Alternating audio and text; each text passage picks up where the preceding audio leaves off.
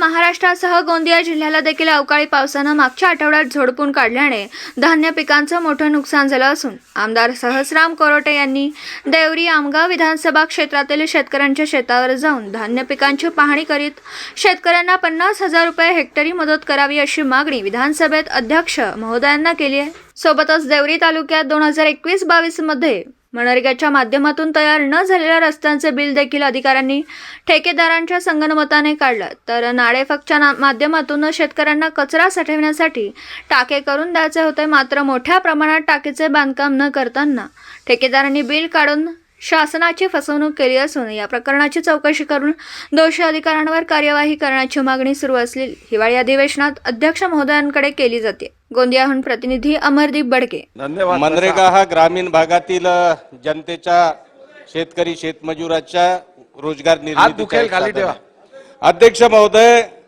माझ्या मतदारसंघामध्ये मागील वर्षामध्ये रोजगार हमी योजनेचे काम खूप कमी प्रमाणामध्ये करण्यात आलेलं आहे।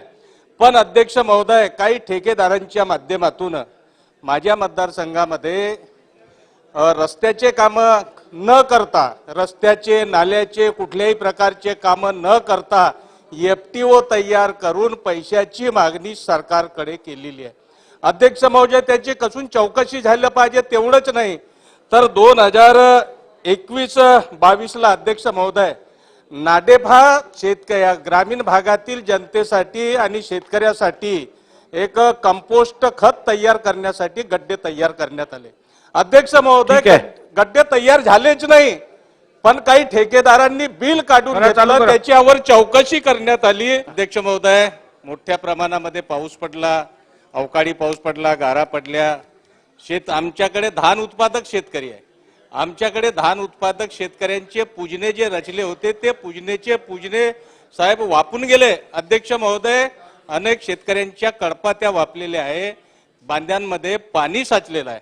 अध्यक्ष महोदय, आपल्या वतीनं शासनास मी विनंती करतो की शेतकऱ्याला त्यांना प्रति हेक्टरी 50,000 रुपयाची त्यांना मदत करावी, लवकरात लवकर त्यांचे पंचनामे करावे, जेणेकरून त्या शेतकऱ्यांना मदत होईल। नक्कीचपणे अध्यक्ष महोदय, शेतकरी टाव पडत आहे, शेतकरी हवालदिल झालेला आहे आणि म्हणून आपल्याला विनंती करतो आपल्या वतीनं की आपण शेतकऱ्याला मदत करण्यासाठी मदत करावी। नमस्कार, N24 मराठीमध्ये आपलं स्वागत। पाहूयात आजच्या विशेष घडामोडी।